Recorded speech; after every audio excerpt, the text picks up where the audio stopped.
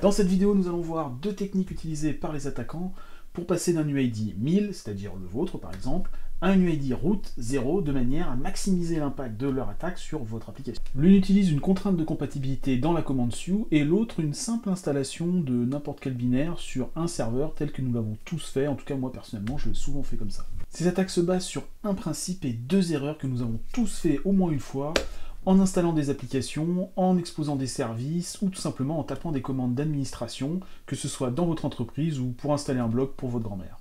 Ce principe nous permettra de concevoir des conteneurs plus sûrs, de mieux sécuriser vos serveurs et surtout de ne plus faire ces deux erreurs, et vous verrez finalement c'est assez simple.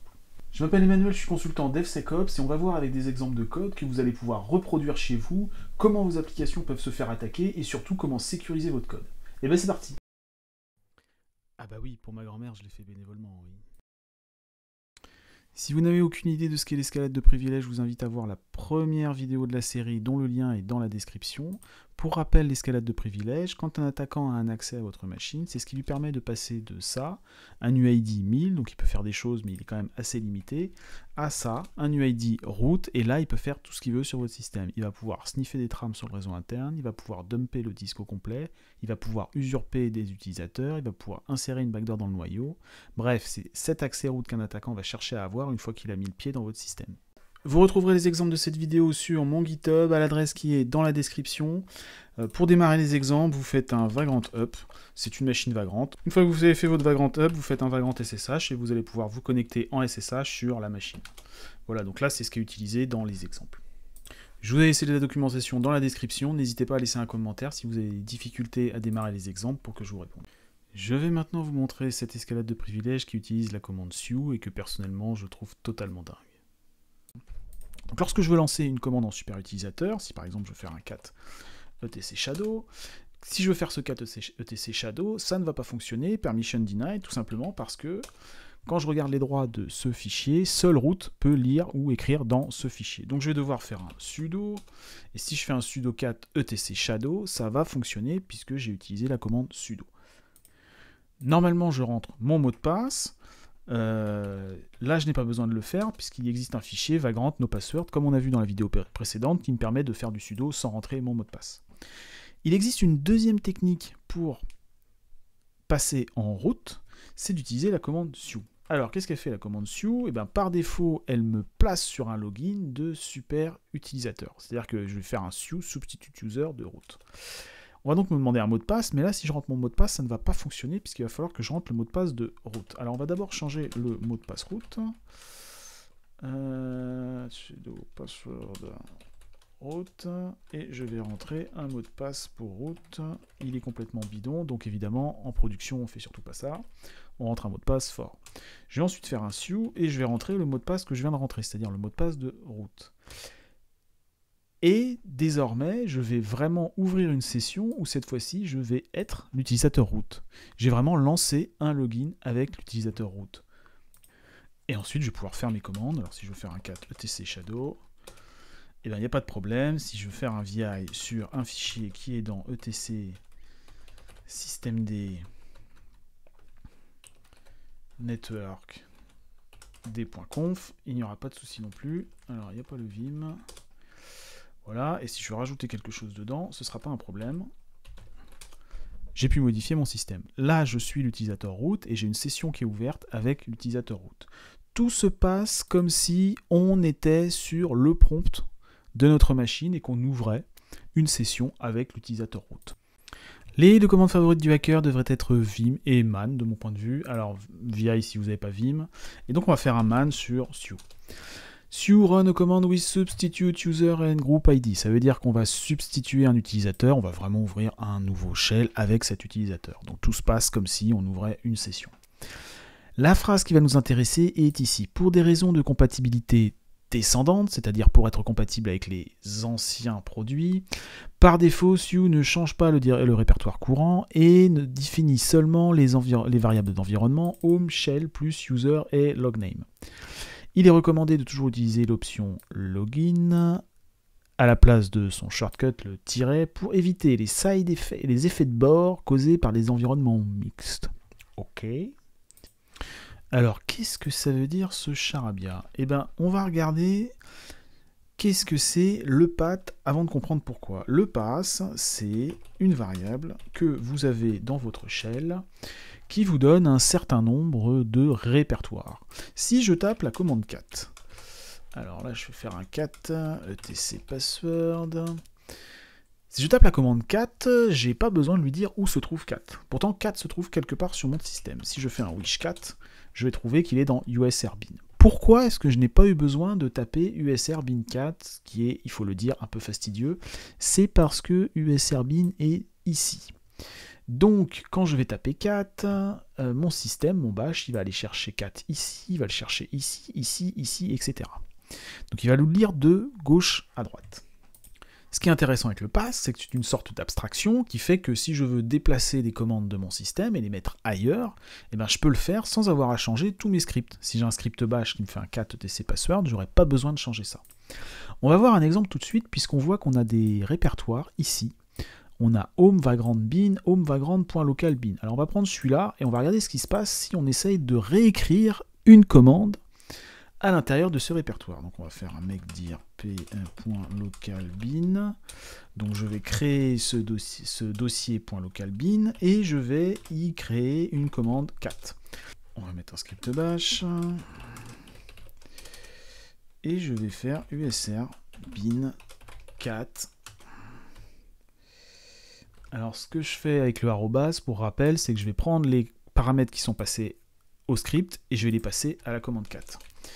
Et je vais mettre un petit écho pour dire que ce cat, c'est un cat qui est custom. Alors on va faire un change mode +6 de notre cat. Et on va regarder ce qui se passe si on l'exécute. Donc je vais faire un cat tc password. Et alors qu'est-ce qui se passe? Il nous affiche custom cat et il appelle la commande cat derrière. Donc finalement on a appelé la commande cat, mais on a un cat custom, on pourrait rajouter des commandes de debug ou des choses comme ça. Alors si je recharge mon shell, alors la commande bash rc, ça va réinitialiser mon shell.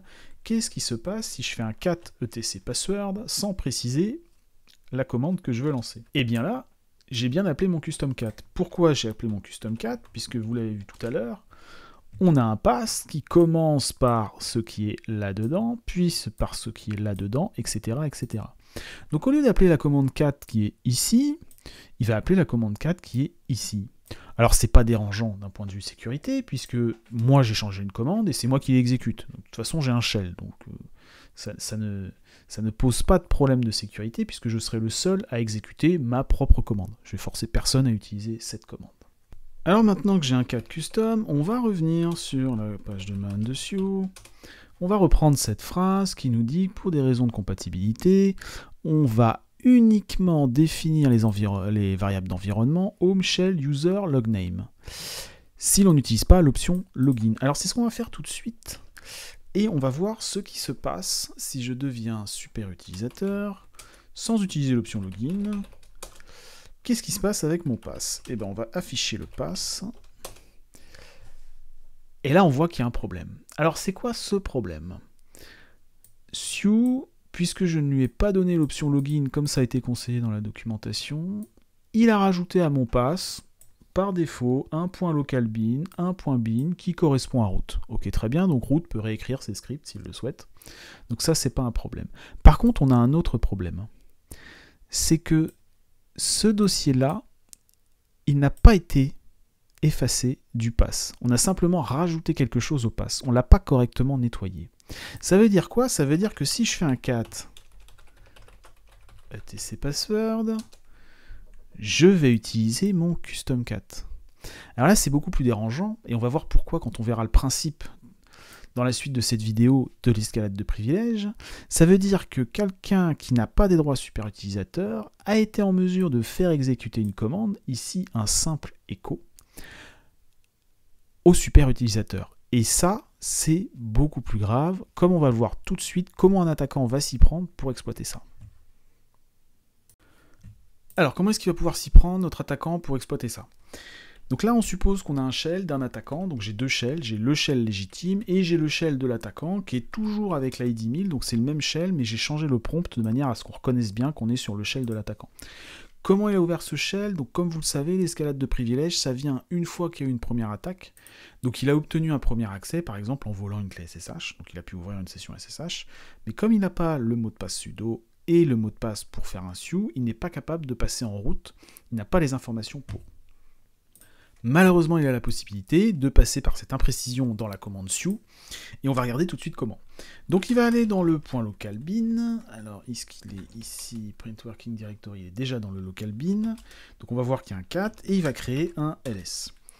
Alors, le ls, on va le faire usrbin bash, et donc on va faire un usrbin ls.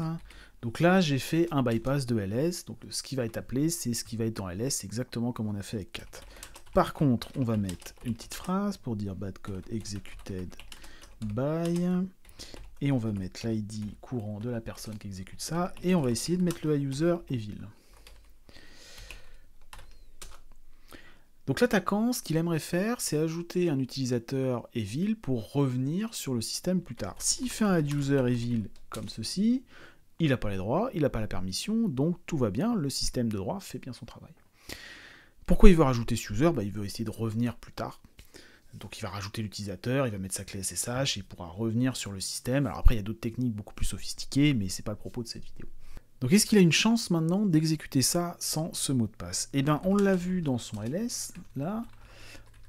On va regarder ce qui se passe. Si on l'exécute tel quel, on va change mode plus xls, je vais exécuter mon ls tel quel. Alors mon ls, il fait bien son bypass de ls. Par contre, je ne peux pas faire mon add-user, et on voit bien la phrase bad code executed by, donc c'est l'UID 1000 qui a exécuté le code malveillant que notre attaquant a inséré dans le ls. Ok, alors maintenant qu'il a fait ça, étant donné que ça se passe dans home vagrant local bin, il peut voir que dans son pass, s'il n'est pas correctement nettoyé, il y a une chance que ça se soit exécuté quand même quand on ouvre une session SUE. Et donc si on ouvre une session SUE avec notre utilisateur légitime, donc là, j'ai ouvert une session avec SUE, et si je fais un ls, là, on voit que le bad code a été exécuté par UID0 root. Donc ça veut dire que le code qui a été écrit par mon attaquant a été exécuté par root. Donc l'attaquant peut déterminer un code arbitraire qui est exécuté par root. Et c'est là tout le cœur de l'escalade de privilèges. Et ensuite, il a ajouté le user evil. Alors il existe déjà, parce que j'ai déjà fait quelques tests avant de faire cette prise de vue. Mais le add user a effectivement fonctionné, puisque maintenant on a un user evil qui a été rajouté. Donc ce qu'a fait l'attaquant est assez intéressant, c'est-à-dire qu'il a déposé du code quelque part et il s'est arrangé pour que root l'exécute. Il n'a pas pris l'identité de l'utilisateur root, mais il a fait ce qu'on fait dans une majorité d'escalades de privilèges, c'est-à-dire qu'il a mis du code quelque part et ce code a été exécuté par l'utilisateur root, et ce code justement lui donne des droits élevés. Donc là, c'est créer un utilisateur, et ensuite, il aurait pu rajouter des commandes pour donner à cet utilisateur des droits avec sudo ou autre chose, de façon à ce que ce soit un utilisateur qui ait des droits élevés, et pouvoir revenir sur le système et faire ce qu'il veut sur le système. Bon, alors comment on remédie à ça? Comment est-ce qu'on évite d'être attaqué de cette façon? Eh bien, ça, c'est facile, c'est écrit dans la doc. Donc on va la reprendre, on va faire un man SUE.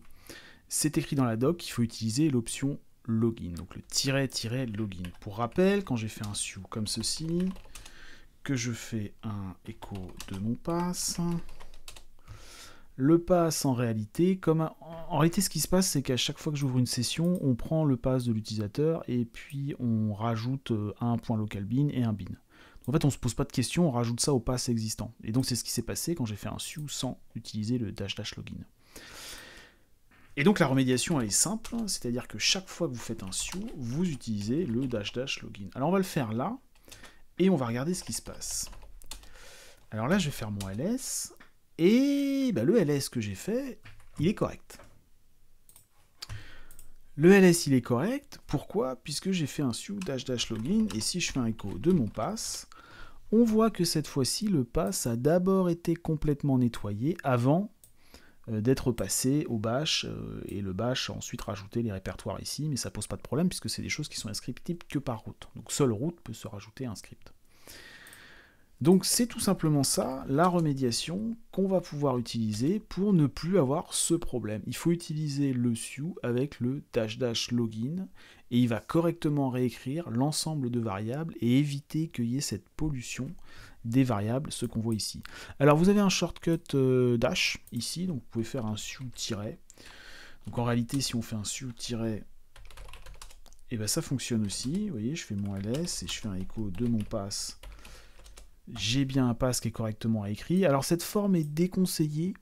Pourquoi est-ce qu'elle est déconseillée? Parce que elle n'est pas claire. C'est-à-dire que la différence entre un SUE dash et un SUE comme ça, c'est pas forcément très clair, surtout si on met un nom d'utilisateur ou d'autres paramètres derrière. Donc c'est vraiment pour des histoires de clarté. C'est plus facile aussi de parser une commande quand vous avez un -- puisque c'est toutes les commandes, elles ont cette forme-là, une forme courte et une forme longue. Donc là, ici, on a le -c, le -- commande, et le -- fast, etc. Donc c'est pour des raisons de clarté qu'il est plutôt conseillé d'utiliser le SUE -- login. On peut aussi faire un alias, donc c'est-à-dire qu'on pourrait faire un alias SUE égale login et imposer cette commande. Et donc là, chaque fois que quelqu'un fait un SUE, en réalité, il va faire un SUE -- login et donc on n'aura plus le problème. Donc on pourrait imposer cette commande, par exemple, dans la totalité du système, donc dans chaque prompt, rajouter cet alias pour tout le monde, de manière à ce que quand quelqu'un exécute un SUE, on est sûr qu'il n'exécute pas le SUE -- login. Alors ça aura quand même un inconvénient, c'est que si on fait un SUE -- login, on aura 2 fois l'option login. Bon, ça n'a pas l'air de poser problème, mais c'est quelque chose qu'on doit considérer. On peut maintenant dégager cette condition importante de manière à éviter une grande partie des escalades de privilèges pour mieux sécuriser nos conteneurs, nos serveurs, etc. Cette condition, c'est que root ne doit pas exécuter un script modifié par un user. C'est ce qui s'est passé dans notre attaque. Si je fais un VI de mon exploit, de mon ls piégé, il existait dans ce fichier des instructions qui pouvaient être modifiées par un user avec un UID 1000, mais qui étaient exécutées par root. Donc en aucun cas, ceci doit être possible, puisque ce que va faire l'attaquant, c'est qu'il va modifier ce script, rajouter ces instructions, et attendre que root vienne l'exécuter. Un autre exemple, par exemple, ce serait une tâche cron qui pourrait être modifiée par un utilisateur et que root viendrait exécuter. Donc à partir du moment où on peut modifier quelque chose avec des droits user et que root ensuite vient l'exécuter, on est en présence d'une escalade de privilèges qu'il faut à tout prix éviter. C'est pour cette raison que si vous allez sur votre dossier, par exemple le dossier sbin, eh ben, vous allez voir que tous les binaires appartiennent à l'utilisateur root. En aucun cas, il y a des binaires qui appartiennent à quelqu'un d'autre que root, qui vont être exécutés potentiellement par l'utilisateur root. Donc tous les binaires que vous allez croiser sur votre système, ils appartiennent à root, et c'est bien pour cette raison-là qu'ils appartiennent à root et à personne d'autre, puisqu'à partir du moment où root va être en mesure de les exécuter, il ne faut pas qu'ils soient modifiés de manière à ce que quelqu'un puisse faire ce schéma d'attaque, modifier quelque chose que root vient ensuite exécuter.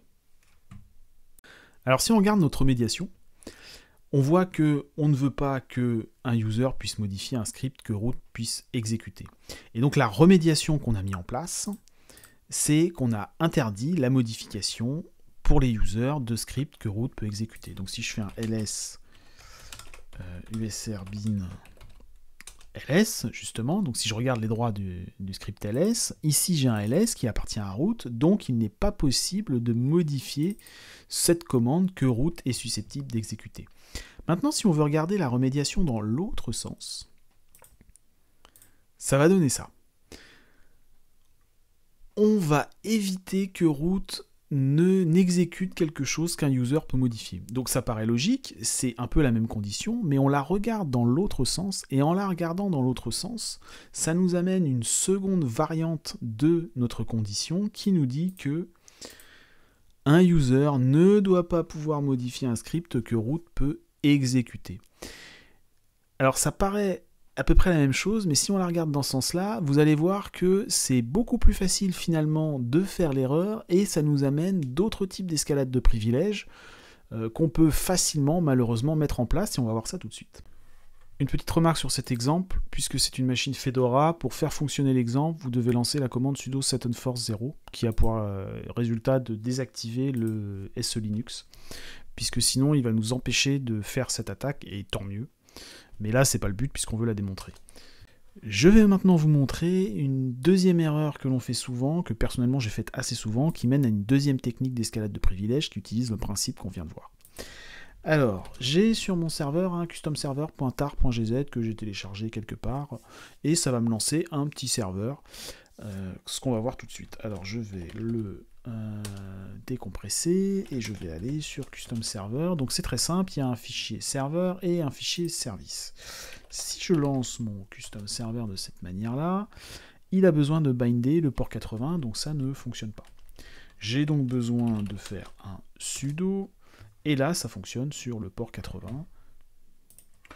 Et donc, si je fais un curl sur localhost, ça va fonctionner. Alors, c'est juste un petit serveur Python qui fait un directory listing.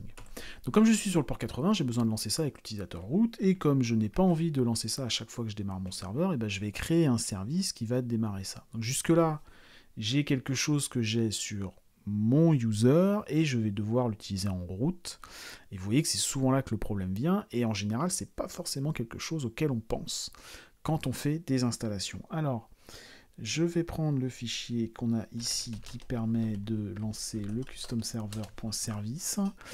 Donc c'est un fichier qui permet, oui j'ai encore mon custom cat, mais peu importe. C'est un fichier qui me permet de lancer mon custom server, hein, c'est très simple. Donc il va prendre le binaire custom server ici et il va faire un restart. Donc je vais faire un cp de ceci dans système. Maintenant je vais faire un sudo systemctl, enfin on va faire un daemon reload.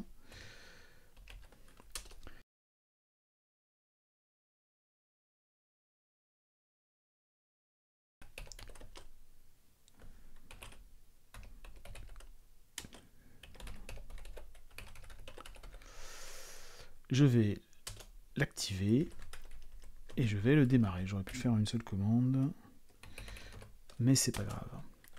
Donc à ce stade, mon service fonctionne et il me fait un petit serveur sur le localhost qui m'affiche un directory listing, mais peu importe.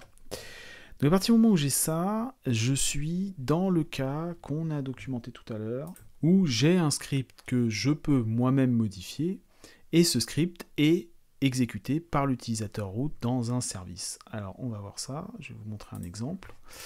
Il suffit de prendre avec mon user ID 1000, je vais dans mon custom server que l'on voit ici, donc vous voyez c'est un script bash extrêmement simple pour l'exemple, et je vais pouvoir mettre echo pawn dans un fichier qu'on va mettre dans le dossier root. Donc ça montrera qu'on a exécuté ça en route. Alors je vais vérifier que ce fichier n'existe pas. Proof.txt. Ok, et maintenant on va simplement attendre qu'il se passe quelque chose. Donc par exemple le service ne fonctionne plus, le service est redémarré, le serveur lui-même est redémarré, la machine est redémarrée, etc., etc. Alors on va faire un système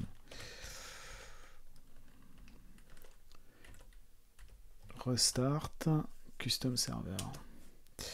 Et donc si là je fais un sudo ls root, on voit que mon fichier proof.txt qui contient bien ma chaîne de caractères est ici. Donc là, on a bien exécuté le code qui était ici.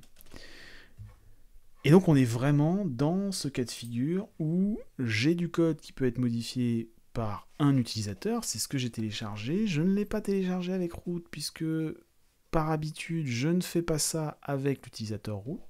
Et pourtant, l'utilisateur root est venu exécuter ce script, et en venant exécuter ce script, eh bien, il a permis cette escalade de privilèges. Ok, donc comment est-ce qu'on va faire notre remédiation? Donc ce qu'on peut constater dans un premier temps, c'est qu'on est dans le schéma où un utilisateur modifie un script. Ce script est exécuté par l'utilisateur root. Donc pour faire une remédiation, une première idée, ça va être de se dire, ok, donc il y a un script qui est modifié, exécuté par l'utilisateur root, donc on va s'arranger pour que le user ne puisse pas le modifier. Alors pour faire ça, on va faire un vim de notre service, on va enlever le pass, on va exécuter custom server, la commande custom server, et ensuite je vais copier la commande custom server quelque part où elle sera à la fois accessible via le pass par l'utilisateur root, et surtout que seul root puisse le modifier. Donc maintenant que je fais mon CP en root, et ben quand on va faire un ls, on va se rendre compte que notre custom server appartient à root, donc lui seul pourra le modifier. Donc on va pouvoir faire un daemon reload et un restart. Voilà, donc je recharge mon service. Mon service fonctionne. Et si j'essaye de faire un vim sur ce fichier, eh bien ça ne va pas fonctionner. Tout simplement parce que, vous voyez, echo pawn, je ne peux pas écrire dans ce fichier puisqu'il appartient à root. Donc ça c'est très bien. Donc on est vraiment dans le cas de figure où on dit, ben voilà, root va exécuter un fichier, donc root sera le seul propriétaire de ce fichier. Alors notre remédiation, elle est bien, mais elle présente un défaut, c'est que tout se passe avec l'utilisateur root. Donc ça c'est bien, mais c'est pas toujours possible. C'est-à-dire que je pourrais être dans une entreprise où la politique de sécurité ne m'empêche d'être root sur les machines, pour des raisons de sécurité évidentes, et donc pour exécuter mon service, je vais pas pouvoir utiliser l'utilisateur root. Donc on va avoir une deuxième remédiation, qui cette fois-ci utilise la deuxième façon de regarder la condition, c'est-à-dire qu'on va carrément se passer de l'accès root. On va tout faire en user. Alors comment on va faire? Eh bien on va toujours utiliser systemd, mais on va le faire un petit peu différemment. Donc on va faire un mecdir, je vais créer un dossier systemd, mais je vais utiliser un systemd user, donc c'est un systemd utilisateur. Alors systemd user, donc je vais créer ce répertoire, et je suis dans mon répertoire, donc j'ai pas besoin d'être sudo. Ensuite, je vais copier le custom server.service dans config systemd user. Donc là, j'ai créé un systemd comme j'ai fait dans ETC, mais cette fois-ci, c'est uniquement géré par l'utilisateur, et c'est un processus utilisateur qui va être lancé. Alors, je vais quand même avoir besoin de faire des changements dans mon script, puisque si vous vous souvenez, mon script custom server, eh bien, il nécessite le port 80. Donc comme il bind sur le port 80, seul root peut binder sur le port 80, donc ce qu'on va faire, c'est qu'on va le faire binder sur le port 80-80, puisque les ports supérieurs à 1024 peuvent être bindés par des users. On en reparlera quand on parlera des conteneurs. Voilà, maintenant que j'ai fait ça, eh ben, je vais pouvoir faire un systemctl, et donc sans avoir besoin d'être root. Donc je vais être en mode user, on va faire le daemon reload. Voilà, et maintenant je vais faire un enable now, donc je vais activer le service custom server.service et je vais lui dire démarre-le. Alors is a dead non-existence target. Ah oui, alors ça doit être parce que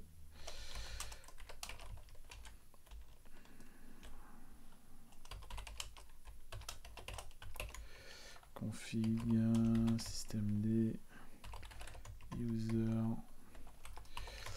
Alors ça c'est parce que j'ai choisi une target qui n'existait pas. Et donc on va corriger ça en mettant default ici. Et là ça devrait mieux marcher. Voilà. Alors je vais pas m'étendre sur systemd, mais en fait la target que j'ai visée, la multi-user target once, elle n'existe pas dans mon systemd user. Et maintenant je vais pouvoir faire mon curl localhost 8080 et ça fonctionne. Alors non seulement ça fonctionne, mais en plus si un attaquant essaye de faire ce qui a été fait, c'est-à-dire de modifier le script et ensuite de tenter une escalade de privilèges, eh ben ça ne va pas être possible, c'est-à-dire qu'il pourra modifier le script, il va me faire exécuter un script, mais de toute façon il a déjà les droits d'exécution, mais ce script ne lui donnera aucune possibilité d'escalade de privilèges. Donc retenez bien ce schéma, il va vous permettre de voir des situations dans lesquelles vous avez des escalades de privilèges et de décider si vous souhaitez faire une correction en vous plaçant plutôt côté root, en vous disant seul root doit pouvoir exécuter et modifier des choses, ou alors vous placez de ce côté-ci en vous disant bah, on va se passer complètement de l'utilisateur root, on pourra modifier quelque chose, mais c'est uniquement un utilisateur non root qui va exécuter le script. Et donc, vous voyez, on ne peut pas faire les deux, et en général, quand on mélange les deux, eh ben c'est là qu'on arrive à des choses de ce type-là, et à des possibilités d'escalade de privilèges. Eh bien, merci d'avoir suivi cette vidéo, j'espère que vous l'avez trouvée instructive, et si c'est le cas, vous pouvez mettre un pouce bleu. Si jamais vous avez des soucis pour exécuter les exemples, ou si vous avez des questions, n'hésitez pas à les poser dans les commentaires pour que je vous réponde. Dans la suite de cette série, on va voir comment ces techniques d'escalade de privilèges se déclinent pour les conteneurs, et on va voir plusieurs configurations qui ne sont pas forcément attendues, mais qui nous permettent de mieux configurer nos conteneurs pour mieux les sécuriser. A bientôt.